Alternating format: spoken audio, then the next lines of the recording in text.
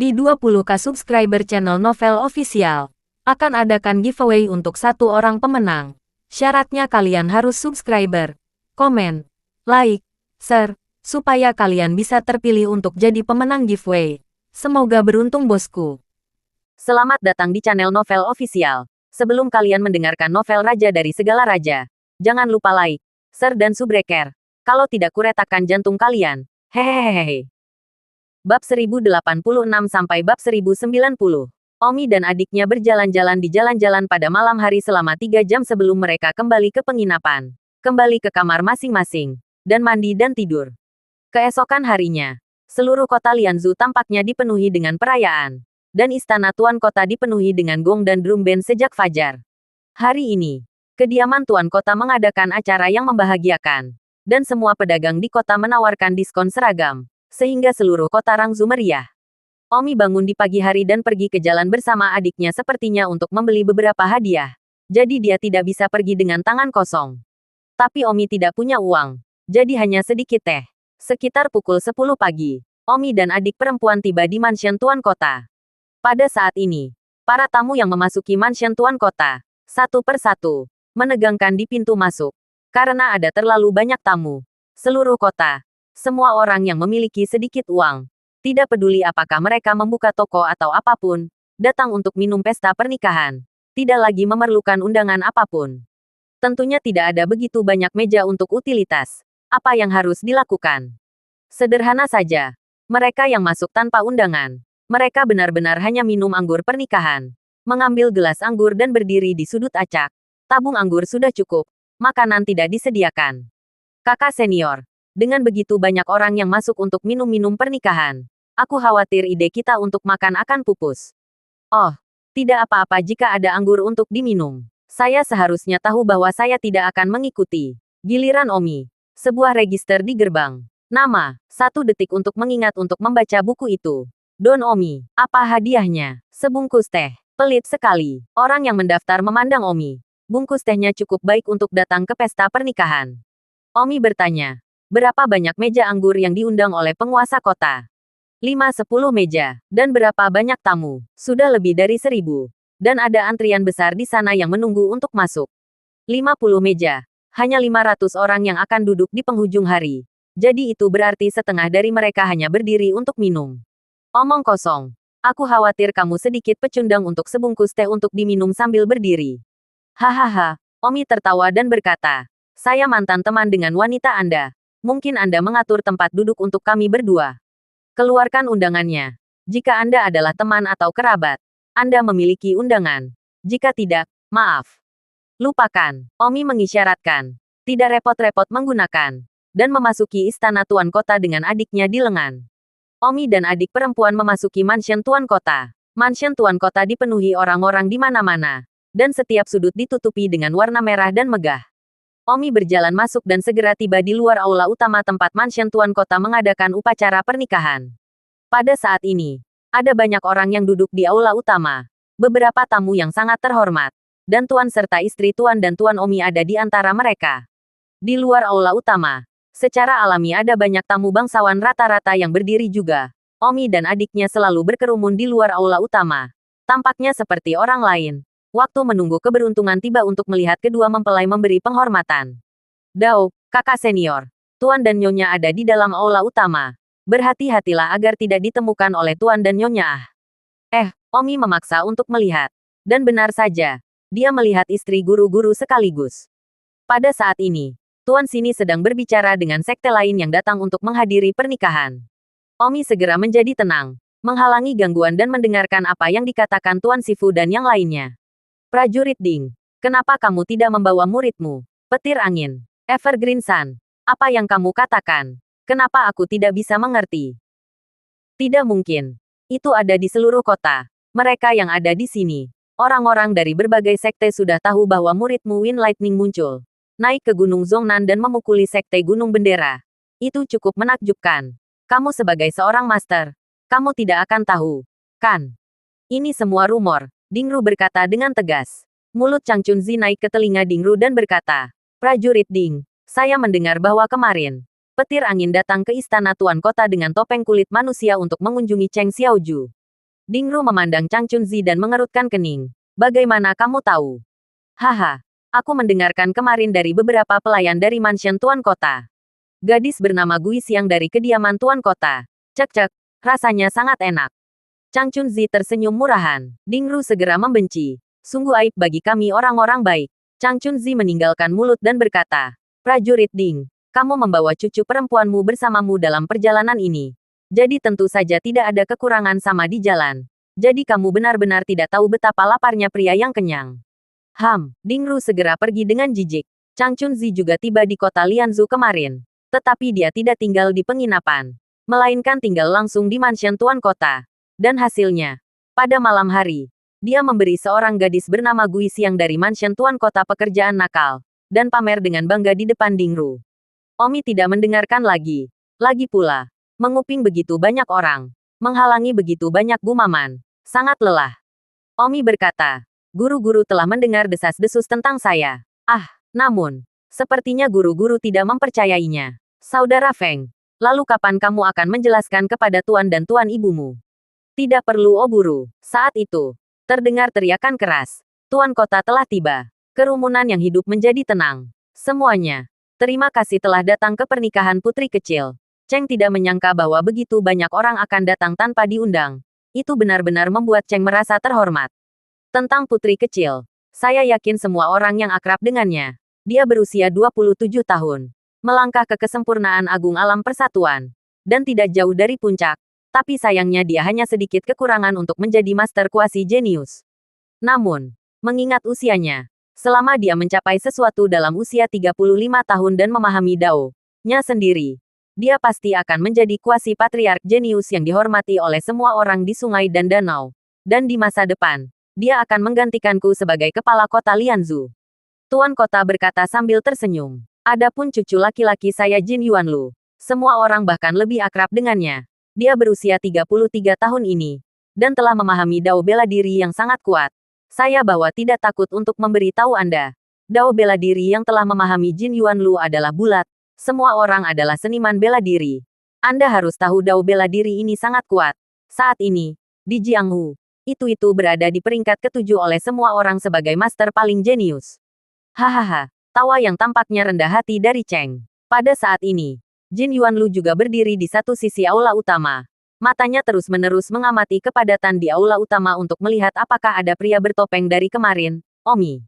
Di aula utama, beberapa orang dari sekte diam-diam membaca sekilas bibir mereka. Berkata dalam hati mereka, betapa bangganya Anda menemukan menantu yang baik dari pintu ke pintu. Tuan kota sengaja mengatakan sesuatu tentang putri yang cantik dan menantu laki-lakinya menjadi jenius di depan begitu banyak orang. Jadi tentu saja, tidak ada kekurangan makna untuk dipamerkan. Dalam aliansi benar Jianghu ini, meskipun pertarungan melawan sekte iblis dengan suara bulat, dan di permukaan itu juga bersahabat, tetapi diam-diam berbagai sekte tidak bersatu seperti yang mereka pikirkan, dan berkumpul dan bertarung secara alami tidak bisa dihindari. Pada saat ini, di luar istana, seorang seniman bela diri bertanya, Senior Cheng Quan, dalam 2 hari terakhir, saya mendengar berita bahwa Wind Lightning telah muncul. Saya ingin tahu apakah Anda pernah mendengar berita ini. Cheng Quanton bertanya-tanya, apakah ada kesamaan denganku jika Wind Lightning muncul? Apakah aku mengenalnya dengan baik? Pada saat ini, seniman bela diri lain berkata, Senior Cheng Quan, 11 tahun yang lalu, untuk bertemu Wind Lightning, Nona Anda mengenang kisah mengejar suami sejauh 3.000 mil. Kisah ini masih diceritakan di Jianghu sampai sekarang. Dan hari ini, Nona Anda akan menikah. Jadi Anda tidak ada mencakupnya sama sekali. Jika Wind Lightning tiba-tiba muncul saat ini, apakah itu akan merusak pernikahan besar Nonamu? Pada saat itu, Jin Yuanlu berteriak, dia berani. Teriakan Jin Yuanlu yang dipenuhi amarah membuat takut semua orang di bawah.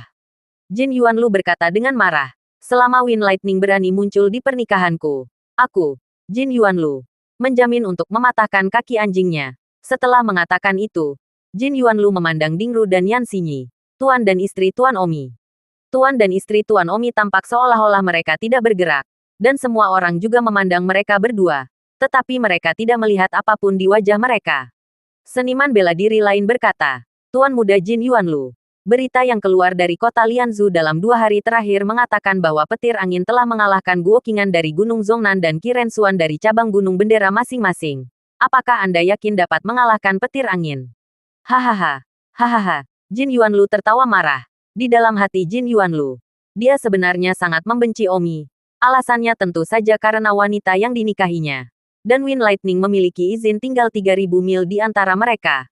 Apa yang bisa dilakukan suami untuk memiliki istri yang memiliki kata-kata yang baik dengan pria lain? Sekarang, terlebih lagi, ketika dia mendengar bahwa Wind Lightning muncul, ketidaknyamanan batinnya terbukti dengan sendirinya. Dan saat ini, dia sedang ditanyai apakah dia bisa memenangkan Wind Lightning. Tidak, Jin Yuanlu bahkan lebih marah. Jin Yuanlu berseru, "Siapa yang mengatakan itu? Keluarlah dan aku berjanji untuk tidak mematahkan kakinya." Semua orang di kerumunan di luar memusatkan perhatian mereka pada seorang pria tertentu dengan senjata sabit. Pria itu ketakutan dan berkata, "Tuan muda Jin Yuanlu, maafkan saya tidak bermaksud menawarkan kekuatan Anda." Namun, dengan satu langkah panah, Jin Yuanlu meluncur keluar seperti angin dan meraih pria itu. Jin Yuanlu melirik dan berkata, "Perhatikan baik-baik, semuanya. Jika angin muncul di depanku, aku akan mematahkan kakinya seperti yang aku lakukan sekarang." Begitu kata-kata itu jatuh, pria tragis itu menjerit saat kakinya patah. Semua orang memandang Jin Yuanlu dengan ketakutan. Semua orang sepertinya telah melihat bahwa Jin Yuanlu ini, sepertinya dia akan kehilangan kendali atas emosinya setiap kali dia menyebut nama Wind Lightning. Omi dan adik perempuan secara alami juga ada di sana. Adik perempuan terus menekan tangan Omi karena Omi baru saja hampir keluar untuk mengumpulkan Jin Yuanlu. Di dalam hati Omi kesal dan berkata, "Jin Yuanlu Nima, izinkan kamu menikahi Cheng Xiaoju yang berbunga-bunga. Kamu King masih berani mendapatkan jalanmu ke sini. Aku tidak percaya pemuda ini akan membiarkanmu menikah." Namun, bagaimana mungkin adik perempuan membiarkan Omi main-main? Jadi Omi tidak keluar untuk meratakan Jin Yuanlu. Meskipun jalur bela diri yang dipahami Jin Yuanlu adalah bulat, yang dianggap sebagai jalur bela diri yang sangat kuat, tetapi sayangnya, Omi tidak memperhatikannya. Perubahan Dao bela diri Omi berjarak beberapa detik dari ibunya. Selain itu, Omi juga siap untuk memahami set kedua Dao bela diri. Pada saat itu, Omi bisa sangat kuat. Di Jianghu ini, sebenarnya tidak banyak orang yang bisa memahami dua set Dao bela diri. Kecuali Omi tidak tahu tentang mereka. Sejauh yang Omi tahu, ada beberapa orang dari sekolah yang benar. Kepala Sekte Iblis, yaitu ayahmu Qianji dihitung sebagai satu. Tanpa basa-basi lagi, setelah Omi dihentikan oleh adiknya, begitulah adanya. Dan kemudian, tidak ada yang berani mengatakan topik ini lagi. Jangan sampai kakimu patah oleh Jin Yuanlu lagi. Tapi kemudian, berita itu menyebar di antara para pelayan tuan kota. Pelayan pribadi Cheng Xiaoju, Xiao He, segera berlari ke kamar kerja wanita itu. Nona, Xiao He, kenapa kamu panik? Apakah ini saat yang tepat? Waktu keberuntungan belum tiba. Ah, Xiao He, ada banyak tamu di aula depan. Tetapi sesuatu yang tidak terduga baru saja terjadi, menyebabkan bibiku patahnya kaki seorang seniman bela diri. Apa? Bagaimana ini bisa terjadi? Hari ini adalah hari pernikahan besarku. Bagaimana dia bisa melakukan hal seperti itu? Nona, kamu tidak bisa menyalahkan bibi untuk ini. Mungkin bibinya sangat seksi saat itu. Apa yang terjadi? Katakan saja. Kamu tidak bisa menyalahkanku untuk itu. Mengatakan, "Nona, selama 2 hari terakhir Anda berada di dalam rumah. Jarang menghubungi luar. Anda bahkan tidak tahu bahwa seluruh kota Rangzhou sekarang menyebarkan berita. Yaitu, Wind Lightning telah muncul." Apa? Angin? Awan cahaya angin. Cheng Xiaoju terkejut. Ya, bayangan seseorang di istana depan mengatakan ini. Bibinya berkata bahwa dia akan mematahkan kaki Wind Lightning jika dia berani mengganggu pernikahannya. Kemudian seorang seniman bela diri menanyai bibinya. Dan akibatnya, bibi yang marah itu mematahkan kakinya. Cheng Xiaoju sekarang tercengang. Dalam ingatannya, dia tiba-tiba teringat seseorang. Kemarin siang, orang asing yang mengaku hanya bertemu dengannya sekali. Pada saat itu, Cheng Xiaoju merasa bersamanya menyerupai seseorang. Pada saat ini, Cheng Xiaoju akhirnya mengerti. Dia saudara anginku. Aku akan memeriksa. Cheng Xiaoju langsung berlari keluar dari kamar kerja. Untuk beberapa alasan. Seperti depresi Cheng Xiaoju telah kembali. Xiao Huo terkejut. "Nona, apa yang kamu lakukan? Kamu tidak bisa lari. Kamu masih harus menunggu waktu yang menguntungkan." Tapi Cheng Xiaoju tidak mendengarkan. Dan berkata, Xiao He, aku akan meninggalkan balai kota. Aku akan mencari Bro Terwin. Nona, ini akan menjadi waktu untuk segera memberi penghormatan. Jangan seperti ini, Bibi akan membunuhku. Xiao He menangis dan menarik perhatian Cheng Xiaoju. Xiao He, ini tidak ada apa-apa denganmu. Nona, akulah yang berguna. Woho, baiklah. Teratai kecil. Jika kamu takut Jin Yuanlu akan membunuhmu, melarikan diri melalui pintu belakang, dan mengambil perhiasan apapun, dan semua emas dan perak di kamarku. Nona, apakah kamu gila? Apa yang akan kamu lakukan? Apakah layak bahkan kehilangan pernikahanmu karena angin sepoi-sepoi? Cheng Xiaoju tersenyum pahit. Kamu tidak mengerti. Ini adalah mimpiku. Mimpi ini selamanya tidak berubah di hati. Saudara Win, dia datang menemuiku kemarin. Xiaoju sangat terkesan. Xiaoju akan segera mendatanginya. Nona, tapi bagaimana dengan pernikahanmu? Sudah hampir waktunya untuk memberi hormat ah. Semua orang menunggumu keluar dan memberi penghormatan ah. Bagaimana kamu bisa meninggalkan istana tuan kota dan pergi mencari angin dan awan tipis? Saya tidak peduli. Saya hanya ingin mengejar impian saya sekarang. Apa Jin Yuanlu? Pemujaan apa? Aku tidak memikirkannya lagi. Xiao He, jika kamu benar-benar tidak bisa melakukannya, keluarlah dan bantu aku kembali dari pernikahan dengan Jin Yuanlu. Apa? Xiao He tercengang. Semua orang di aula depan sedang menunggu untuk memberi penghormatan. Dan Cheng ini membiarkan Xiao He keluar untuk membantunya mundur dari pernikahan. Betapa memalukannya ini bagi Jin Yuanlu. Betapa menyakitkannya wajah ini. Nona, aku tidak akan pergi. Aku akan dibunuh oleh bibiku dan tuannya akan membunuhku. Jika kamu ingin mundur dari pernikahan, kamu keluar dan mundur sendiri. Dan setelah itu pergi ke Wind Lightning juga. Cheng Xiaoju menggigit bibirnya dan mengangguk. Baiklah. Kalau begitu aku akan keluar dan pensiun dulu. Agar tidak membuat semua orang menunggu dengan sia-sia. Setelah mengatakan itu, Cheng Xiaoju berjalan menuju aula depan. Gadis Xiao Huo tetapi tidak berani pergi. Panik kembali ke kamar. Mengemasi barang-barang. Siap untuk melarikan diri. Jika bukan karena usilnya, tidak akan membiarkan Nona akan berkunjung ke aula juga untuk mundur dari pernikahan. Jin Yuanlu tidak membunuhnya untuk disalahkan. Saat ini, di aula depan, semua tamu sedang minum teh dan mendengarkan pernyataan dangkal penguasa kota yang tidak relevan. Teman-teman dan keluarga terkasih, tunggu sedikit lebih lama ah. Waktu keberuntungan akan segera tiba. Segera pengantin wanita akan keluar untuk memberi penghormatan. Tunggu sedikit lebih lama. Cheng Kuan berkata kepada orang banyak sambil tersenyum. Pada saat ini, tepat ketika semua orang tidak mengharapkannya, tiba-tiba, Cheng Xiaoju muncul di aula utama tanpa peringatan apapun. Ini, tidak hanya Cheng Kuan. Semua orang tercengang. Karena Cheng Xiaoju masih mengenakan gaun merah besar. Dan dengan pandangan sekilas, orang dapat mengatakan bahwa pengantin wanita. Waktu keberuntungan ini belum tiba. Jadi untuk apa pengantin wanita kehabisan? Menakut-nakuti semua orang. Cheng Kuan merasa malu dan berkata, Ju kecil, untuk apa kamu kehabisan? Waktu keberuntungan belum tiba. Mak Comblang secara alami akan masuk untuk memberitahu kamu ketika kamu tiba. Jin Yuanlu, melihat situasinya, sibuk mengerahkan kebijaksanaannya untuk meredakan rasa malu dan tertawa. Maaf, semuanya.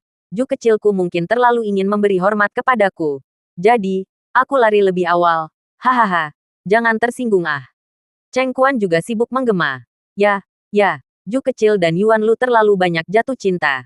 Itu sebabnya mereka kehabisan terburu-buru. Jangan tersinggung, semuanya. Cheng Kuan tertawa dan menjelaskan kepada orang banyak seolah-olah dia sangat takut ditertawakan oleh orang banyak. Dia menjelaskannya seperti ini, dan semua orang hanya tertawa. Namun, pada saat itu, Cheng Dao berkata, Ayah, kamu salah paham. Aku sedang terburu-buru untuk kehabisan. Ada sesuatu. Xiao Ju, jangan buru-buru kembali dulu. Kita akan membicarakan apa yang terjadi setelah memberi penghormatan. Cheng Kuan melotot. Jin Yuanlu juga sibuk. Ya, Ju kecil. Aku akan membantumu kembali dulu. Cheng Xiaoju. Bagaimanapun. Mundur selangkah. Tidak membiarkan Jin Yuanlu menyentuhnya. Dan semua orang berbicara tentang apa yang telah terjadi. Jin Yuanlu merasa sangat malu dan berkata dengan lembut. Ju kecil, hentikan. Begitu banyak orang yang menonton. Cheng Kuan juga merasa seperti dia tidak bisa bertahan di wajahnya dan berbisik. Ju kecil. Cepat minta Yuanlu untuk mengirimmu kembali. Cheng Xiaoju berkata, Ayah, aku tidak akan membiarkan Jin Yuanlu menyentuhku lagi. Karena, mimpiku kembali. Apa yang kamu bicarakan? Kok, Kim Wonru berkerut setiap hari. Cheng Dao, Kim Wonru, maafkan aku. Maafkan aku. Tapi sekarang aku secara resmi menarik diri darimu. Apa? Jin Yuanlu dan Cheng Quan sama-sama membeku. Semua orang membeku. Dan seluruh aula tiba-tiba terdiam. Cheng Dao, ayah. Saya keluar untuk memutuskan pernikahan saya dengan Jin Yuanlu. Tidak. Duka yang baik. Pernikahan tidak bisa dilakukan hari ini. Pah, Cheng Quan menamparkan wajah Cheng Xiaoju dengan marah. Itu terlalu tidak sopan di depan begitu banyak tamu. Lagi Jin Yuanlu berkata dengan tubuh gemetar. Cheng Xiaoju memandang semua tamu dan berkata sambil tersenyum. Maaf, para senior. Terima kasih telah datang ke pernikahan saya. Tetapi sayangnya, impian saya telah kembali. Jadi saya tidak dapat melanjutkan pernikahan hari ini. Maaf telah membuat Anda datang tanpa bayaran. Saya sekarang akan mencari impian saya. Dan saya telah keluar untuk meminta maaf kepada retret. Dan juga untuk meminta maaf kepada semua paman dan paman. Cheng Xiaoju membungkuk ke kerumunan. Semua orang konyol di sana. Setelah satu busur, Cheng Xiaoju berbalik dan hendak terbang menjauh. Berdiri, Cheng Quan berteriak, "Ayah, tolong biarkan aku pergi.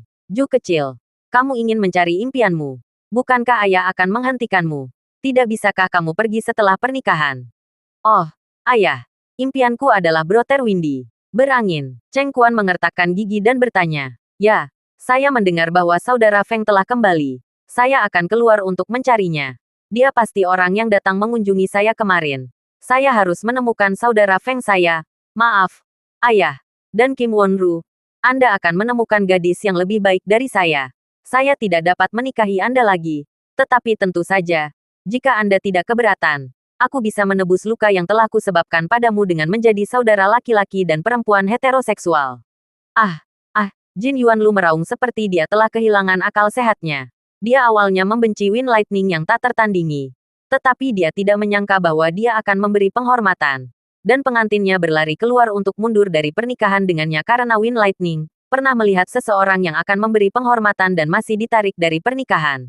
Menarik pernikahannya baik-baik saja, tetapi juga memberinya kartu pria yang baik, dan menghiburnya bahwa dia bisa menjadi saudara laki-laki dan perempuan heteroseksual. Ini benar-benar pisau pembantai yang kejam di dalam hatinya. Untuk sementara, ada banyak diskusi di seluruh istana dan sekitarnya. Belum pernah melihat yang seperti ini sebelumnya. Tampaknya sungai dan danau akan mengobrol lagi tentang mundur sebelum aula, selain pengejaran 3000 mil. Pada saat ini, di kerumunan di luar aula utama, Omi juga tercengang. "Aku akan pergi." Cheng Xiaoju gila. Ini upacara pernikahan dan dia masih menarik diri dari pernikahan. Apakah dia pernah mempertimbangkan perasaan Kim Wonru? Sial. Bahkan aku tidak bisa menonton ini. Kim Wonru terlalu sedih, ujar Omi. Adik perempuan menatapnya kosong. "Kakak senior, kamu masih mengatakan hal-hal sarkastik." Cheng Xiaoju tiba-tiba menarik pernikahannya. "Dan itu bukan karena kamu." Bisakah aku disalahkan untuk itu? Omong kosong. Kamu adalah impian Cheng Xiaoju. Sayangnya, Cheng Xiaoju juga menyedihkan. Dia menderita depresi selama 3 tahun saat itu. Dan sekarang, aku khawatir itu dimulai lagi. Apakah kamu mengatakan dia gila? Itu tidak benar. Bukannya dia akan meminta maaf kepada orang-orang besar jika dia gila. Apa yang bisa saya katakan? Hanya saja Anda telah menjadi mimpinya. Yah, aku tidak mau. Aku tidak bisa menyalahkannya padaku. Begitu banyak gadis muda yang memujaku saat itu. Mengapa dia begitu tidak normal ketika semua orang begitu normal? Mungkin, dia sangat menyukaimu. Kakak senior, kupikir akan lebih baik bagimu untuk bersama penyihir. Tidak mungkin. Omi menggelengkan kepalanya dengan kuat. Omi tidak menyukai Cheng Xiaoju. Aduh, mari kita tinggalkan itu. Setelah apa yang terjadi hari ini, aku khawatir Jin Yuanlu akan mencabik-cabikmu. Pada saat ini, mata Jin Yuanlu memerah saat dia berteriak. "Feng Xiaoyun, aku akan cek you sini. Keluar dari sini. Aku akan membunuhmu." Omi sangat marah saat mendengar ini. Bahkan jika Jin Yuanlu memanggil Omi di depan umum, dia benar-benar memarahi istri guru Omi. Di aula utama, istri guru Omi mendengar Jin Yuanlu menjemputnya untuk memarahinya. Tidak hanya dalam kemarahan. Sebagai seorang suami, Dingru tentu tidak bisa berkata apa-apa dan segera menatap Cheng Quan dan berkata dengan ketidakpuasan. "Tuan Kota Cheng, apa yang dimaksud Jin Yuanlu dengan mengambil orang dalam saya dan melecehkannya?" Pada saat ini, Cheng Quan sudah kesal di dalam. Dan sekarang melihat Dingru menanyainya lagi. Cheng Kuan bahkan lebih marah di dalam dan meraung ke Dingru. Maksudkan apapun yang kamu suka. Anda, Dingru juga sangat marah. Seluruh istana dipenuhi dengan bau mesiu dan semua tamu merasa tidak enak. Seorang pria kuat sibuk keluar dan berkata, "Prajurit Ding, lupakan saja. Hilangkan apinya." Tuan Kota Cheng marah. "Kamu juga mengerti." Dengan pria kuat ini keluar untuk membujuknya, Dingru tidak menangkap dan dapat menemukan langkah mundur tanpa menghunus pedangnya. Namun, Jin Yuanlu, yang telah kehilangan akal sehatnya, terus berteriak, "Awan cahaya angin, aku, Jin Yuanlu, bersumpah untuk tidak membunuhmu dalam hidup ini. Aku tahu kamu ada di sana, keluarlah." Wind Lightning, kamu keluar. Aku akan cek istri gurumu. Maukah kamu keluar? 1 detik untuk mengingat untuk membaca buku itu. Angin sepoi-sepoi. Aku akan istri gurumu. Istri gurumu. Keluarlah. Guru utama Omi gemetar karena marah.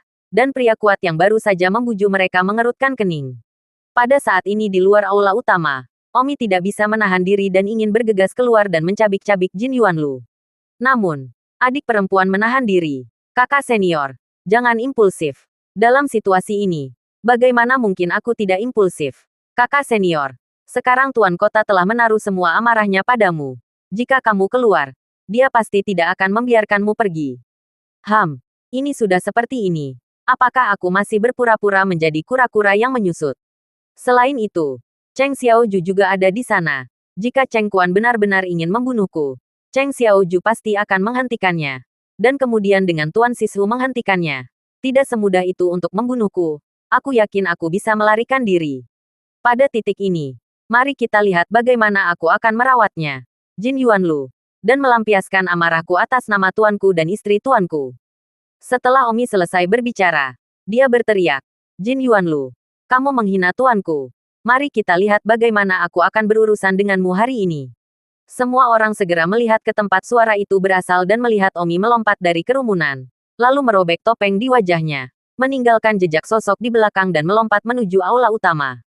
Kerumunan itu ngeri ketika mereka melihat wajah Omi. Tetapi itu benar-benar petir angin. Dan, dibandingkan dengan 10 tahun yang lalu, penampilannya tidak berubah sama sekali. Tuan dan istri Tuan Omi juga segera menatap Omi.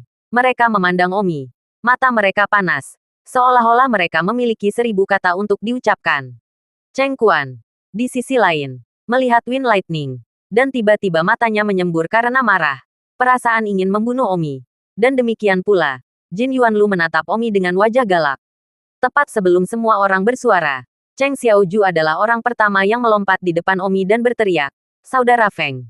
Cheng Xiaoju memeluk Omi dan tidak melepaskannya. Ketika Jin Yuanlu melihat Cheng Xiaoju memeluk Omi dengan ekspresi sangat bahagia di wajahnya, dia kesal dan matanya memerah saat dia berteriak, "Berangin, kamu melepaskan Xiaoju." Sambil mendengus, Omi menatap Little Ju, yang memeluknya dan tidak mau melepaskannya. Omi membungkuk dan mencium kening Cheng Little Ju. Berkata, "Aku bahkan menciumnya. Beraninya kamu." "Ah!" Jin Yuanlu berteriak dengan marah. Omi bisa saja mencium mulut Cheng Xiaoju, yang akan semakin merangsang Jin Yuanlu.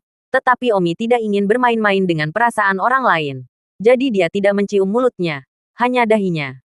Jin Yuanlu meraung. "Petir angin. Aku akan membunuhmu." Omi mendorong Cheng Xiaoju menjauh dan mendengus jijik. "Jadi bagaimana jika aku membiarkanmu memiliki 1 tangan?" Wah, orang-orang kuat dari berbagai sekte di aula sangat terkejut. Jin Yuanlu adalah master klan semu jenius. Peringkat ke-7 dalam aliansi yang tepat. Dan Feng Xiaoyun berkata, biarkan dia memiliki 1 tangan. Bahkan tuan dan istri Tuan Omi pun terkejut. Semua orang menatap Omi. Jin Yuanlu mengertakkan gigi dan berkata, "Wind Lightning, aku akan memberitahumu apa artinya mengangkat batu dan menghancurkan kakimu sendiri. Biarkan saya memiliki 1 tangan. Menurut Anda siapa Anda? Hahaha. Bagus. Ayo, biarkan aku melihat apakah kamu memenuhi syarat untuk berdiri dan berbicara denganku. Di Gunung Zhongnan, Guo Qing'an mengecewakanku. Di Sekte Gunung Bendera, Qi Rensuan juga mengecewakanku. Sekarang, mari kita lihat apakah kamu, Jin Yuanlu, dapat menggairahkanku sedikit. Ayo, jatuhkan aku, Wind Lightning. Tapi aku ingin kalah darimu." Jin Yuanlu segera menjadi tenang di hadapan kesombongan dan kepercayaan diri Omi. Sebagai gantinya, semua orang di tempat kejadian terintimidasi oleh kepercayaan Wind Lightning. Jadi tidak ada satu suara pun yang dibuat saat ini. Jika Omi benar-benar mengalahkan Jin Yuanlu dengan satu tangan, maka reputasi Omi pasti akan menyebar. Dan saya khawatir prestise anak muda nomor satu di dunia akan direproduksi. Tuan dan istri Tuan Omi baru saja dipermalukan. Dan jika Omi membuat keributan besar sekarang, itu juga akan membuat mereka terlihat baik. Omi dan Jin Yuanlu saling memandang. Tidak bergerak saat ini. Hanya saling berhadapan. Seolah-olah dia telah meninggalkan semua urusan Cheng Xiaoju untuk saat ini. Tetapi dia harus tetap tenang di hadapan Omi yang begitu percaya diri. Cheng Quan berkata, Yuanlu, bunuh dia. Seorang pria yang mengambil istrimu. Bahkan Martial Lord tidak akan mengatakan apa-apa. Jin Yuanlu mengertakkan gigi dan berkata, bagus. Omi memandang Cheng Quan dan mendengus. Bunuh aku. Aku takut bahkan kamu. Cheng Quan. Mungkin tidak bisa melakukannya. Jin Yuanlu. Oke. Apa katamu? Cheng Quan sangat marah sehingga dia benar-benar mengatakan bahwa bahkan dia mungkin tidak dapat melakukannya. Banyak seniman bela diri di tempat kejadian sekali lagi dikejutkan oleh kata-kata Omi. Omi benar-benar berani mengatakan bahwa bahkan Cheng Quan mungkin tidak dapat membunuhnya. Betapa gila dan percaya diri dia. Faktanya, Omi tidak percaya diri seperti yang dia katakan. Omi hanya karena Cheng Xiaoju akan menghalanginya. Dan dengan istri guru-gurunya menghalangi dia. Dia memiliki semua waktu di dunia untuk membela diri. Yaitu melarikan diri. Bukannya bahkan Cheng Quan mungkin tidak bisa mengalahkan Omi. Tetapi semua orang di tempat kejadian mengira itulah yang dimaksud Omi. Jadi mereka tidak bisa tidak menatap mata Omi dengan lapisan misteri. Pada saat itu, Jin Yuanlu tampaknya sudah siap dan berteriak, bunuh. Sungguh suatu saat, pedang di tangan Jin Yuanlu bergemerincing keluar. Berdengung, Jin Yuanlu, yang menghunus pedangnya, berlari menuju Omi. Ujung pedangnya menggambar lingkaran di depannya saat dia berlari menuju Omi. Seni bela diri Jin Yuanlu bulat, jadi itu tidak mengherankan. Kerumunan memandang Jin Yuanlu tanpa berkedip. Meskipun banyak orang terkuat di tempat kejadian lebih kuat dari Jin Yuanlu. Tetapi dalam hal dao bela diri yang dirasakan, mereka mungkin tidak memenangkan putaran, Jin Yuanlu. Setelah pedang Jin Yuanlu menghunus lingkaran, untuk sesaat, pedang Qi yang tampaknya kedap udara, tanpa cacat, seperti batu merobek Omi. Dan saat ini, Omi belum mengangkat pedangnya. Apa yang dia lakukan? Pedang Jin Yuanlu telah membunuhnya. Dia tidak mampu mengembalikan pedang itu. Dan dia tidak akan mundur. Aku benar-benar ingin melihat bagaimana Wind Lightning mampu menahan pedang Jin Yuanlu yang hampir tidak dapat menemukan kekurangan. Bahkan aku, jika aku tidak mengandalkan keunggulan ranahku, aku khawatir aku tidak akan bisa mematahkan pedangnya. Semuanya. Tetapi dalam sekejap mata, hal di atas juga hanyalah pemikiran sesaat di dalam hati banyak tamu. Bukan pertukaran timbal balik. Tepat pada saat ini, Omi mengangkat pedangnya. Pedang Jin Yuanlu. Meskipun sangat memahami esensi bulat, tidak sempurna. Setidaknya tidak menurut pendapat Omi. Omi memulai pedangnya dalam sekejap. Pada sudut yang sangat luar biasa. Dan hampir tidak ada orang di kerumunan yang bisa melihat bagaimana pedang itu dipukul. Bentrok, pedang Omi mengenai Jin Yuanlu dengan tepat. Dan pedang Jin Yuanlu patah menjadi dua dalam sekejap mata. Apa? Tidak mungkin. Bagaimana dia bisa melakukan itu? Aku bahkan tidak melihat bagaimana dia memecahkan kekurangan Jin Yuanlu yang hampir tidak dapat ditemukan dalam permainan pedangnya barusan. Pertanyaan yang tak terhitung jumlahnya. Kejutan yang tak terhitung jumlahnya. Ketidakpercayaan yang tak terhitung jumlahnya. Ledakan, detik berikutnya. Jin Yuanlu ditendang oleh Omi. Tetapi Jin Yuanlu mengendalikan dirinya saat berada di udara dan malah mendarat dengan kuat di tanah. Namun sayangnya, tidak peduli seberapa indah dia mendarat, dia tidak bisa lagi menyelamatkan situasi memalukan di mana dia hancur dalam satu gerakan. Ah, tidak mungkin. Jin Yuanlu berteriak setelah mendarat di tanah. Omi berkata, Jin Yuanlu, kamu mengecewakanku. Kamu sebenarnya bahkan tidak sebagus Qi Rensuan. Aku benar-benar tidak tahu bagaimana orang-orang di Jianghu akan berpikir bahwa kamu berada di urutan ketujuh. Aku khawatir itu demi wajah Cheng Cheng. Kamu. Jin Yuanlu sangat marah sehingga dia ingin meludahkan darah. Omi mendengus. Kamu apa yang kamu? Aku bilang kamu masih belum yakin bukan kamu. Lalu baik-baik saja. Ambil pedang lagi. Jika kamu bisa membuatku mundur selangkah, aku akan menganggap Wind Lightning sebagai kalah. Jin Yuanlu meraung. Aku tidak percaya. Setelah mengatakan itu, Jin Yuanlu langsung mencabut pedang orang lain yang berdiri di sampingnya. Dan kemudian dengan gerakan gemuruh yang cepat, dia membunuh Omi dengan pedang. Pedang ini, dia menggunakan semua kekuatannya. Jika dia memiliki keraguan tentang pedang itu sekarang, maka tidak ada lagi keraguan tentang pedang ini. Ketika pedang ini keluar, Seluruh istana tersapu dalam angin kencang. Angin kencang sepertinya berguling menjadi lingkaran. Dan di tengah lingkaran ada pedang fana Jin Yuanlu. Omi juga merasa bahwa pedang ini sangat kuat. Namun, itu hanya kekuatan yang bagus. Omi tidak bergerak selangkah pun. Dan di tangannya, dia segera melakukan gerakan yang disebut menenggelamkan naga keluar dari jurang, dalam teknik pedang turun naga. Aduh, peluit naga yang menjulang terdengar di istana. Dan langkah Omi untuk menenggelamkan naga keluar dari jurang segera memberi semua orang perasaan yang tak terduga dan agung. Ledakan. Pedang kedua pria itu bertemu seperti ombak yang pecah, mencekik bersama. Salah satu gerakan pedang Jin Yuanlu yang awalnya tampak sempurna, ketika bertemu dengan pedang Omi, sepertinya tiba-tiba, itu berubah menjadi patah seluruh tubuh dengan hampir setengah sedikit pertahanan. Ledakan. Jin Yuanlu dikejutkan oleh serangan balik pedangnya sendiri, dan seluruh tubuhnya terbang ke tengah aula utama, menabrak beberapa meja. Omi menyingkirkan pedangnya dan berkata, meskipun itu lebih kuat dari yang baru saja. Langkah yang jauh lebih kuat. Tapi sayangnya, itu masih sangat mengecewakan saya. Ada keheningan. Jika sebelumnya, beberapa orang mungkin merasa bahwa Omi berpura-pura.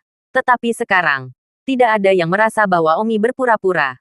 Karena Omi sudah memberitahu semua orang dengan kekuatannya. Pada saat ini, tidak hanya para seniman bela diri itu, bahkan Cheng Kuan pun merasa tidak dapat mempercayainya. Dan Tuan dan istri Tuan Omi bahkan lebih bersemangat. Mereka tahu bahwa dao bela diri Omi pasti sangat kuat. Jika tidak, bagaimana bisa begitu kuat? Di antara orang-orang di alam yang sama, sebagian besar waktu itu semua tentang dao bela diri yang masing-masing dari mereka pahami. Yang disebut niat membunuh sebenarnya adalah keadaan sebelum pembentukan dao bela diri. Jin Yuanlu duduk lumpuh di tanah. Dia sekarang menyadari bahwa dia bukan tandingan Wind Lightning. Meskipun dia dulu sangat meremehkan apa yang merupakan anak bungsu nomor satu di dunia. Dan bahkan mengutuk sampah di dalam hatinya. Tetapi sekarang, kenyataan memberitahunya bagaimana sampah yang pernah dia hina di dalam hatinya membuatnya memandangnya. Jin Yuanlu bertanya dengan frustrasi. Petir angin. Apa itu martial dao yang telah kamu pahami? Saya tidak percaya bisa mengakali putaran saya. Omi mendengus. Orang lemah tidak punya hak untuk tahu. Anda, Jin Yuanlu kesal di dalam. Mata Omi tampak seperti sedang memandang rendah dirinya. Dia setidaknya adalah master klan semu yang jenius. Wind Lightning. Saya juga seorang master kuasi jenius. Anda tidak memiliki kualifikasi untuk memandang rendah saya. Hahaha. Jin Yuanlu. Bahkan jika kamu adalah penguasa kota Rangzu dan tidak memiliki kekuatan, aku masih meremehkanmu. Anda, di sisi lain. Wajah Cheng Kuan menunduk. Dia merasa apakah Omi menunjuk jari atau tidak. Implikasinya adalah dia, penguasa kota, sama dibencinya. Cheng Kuan mendengus. Intimidasi dan sombong. Berani merajalela di rumahku. Omi berkata, Tuan Kota Cheng, mungkinkah kamu ingin melawanku? Kamu, apakah kamu pantas melawanku? Cheng Kuan mengamuk. Hahaha. Katamu bagus. Kamu bilang aku tidak layak melawanmu hari ini. Tapi aku mengatakan bahwa aku akan membuatmu memandangku tempo hari. Anda, Cheng Kuan sangat marah. Semua orang di tempat kejadian dikejutkan oleh kepercayaan arogan Omi. Jika dia membuat Cheng Kuan memandangnya di masa depan, itu akan menjadi masa depan Omi. Membuat Cheng Kuan bahkan bukan lawan. Tidak heran Cheng Kuan sangat marah. Guru Omi takut dengan tindakan Cheng Kuan. Dia sibuk berkata, Tuan Kota Cheng, maafkan saya. Murid saya tidak tahu aturannya. Tidak hanya dia tidak tahu aturannya. Dia hanya mencari kematian. Cheng Kuan mengertakkan gigi. Dahi Dingru berkeringat dingin. Jika Cheng Kuan ingin membunuh Omi hari ini, saya khawatir tidak ada seorang pun di sini yang dapat menghentikannya. Meskipun orang-orang di sini berasal dari berbagai sekte, tidak satu pun dari mereka adalah sekte terkuat. Hanya sekte tingkat menengah, termasuk dia. Cheng Kuan, di sisi lain, adalah orang kuat yang bisa dibandingkan dengan master sekte. Istri guru Omi juga sibuk berkata, Cheng Kuan, jika murid saya telah menyinggung perasaan saya, maafkan saya pasti akan mendisiplinkannya dengan benar ketika saya kembali. Adegan itu sepertinya dipenuhi dengan bau mesiu lagi. Akankah Cheng Kuan membunuh Omi? Cheng Kuan mencibir. Putriku, dihancurkan di tangan orang seperti itu. Semua orang berkata, haruskah aku membiarkan orang ini pergi? Dingru dan Yan Xinyi sama-sama menjadi pucat. Yan Xinyi sibuk memberi isyarat agar Omi berlutut. Omi awalnya membuat Cheng Kuan sangat marah dan baru saja menyerbunya lagi. Sekarang berlutut dan meminta maaf dan memohon pengampunan mungkin bisa menenangkan amarah Cheng Kuan dan membatalkan keinginannya untuk membunuh Omi. Omi langsung membaca makna di mata si Zuo. Namun, Apakah Omi akan berlutut? Terima kasih sudah mendengarkan novel cerita Raja dari Segala Raja. Sampai jumpa di novel selanjutnya.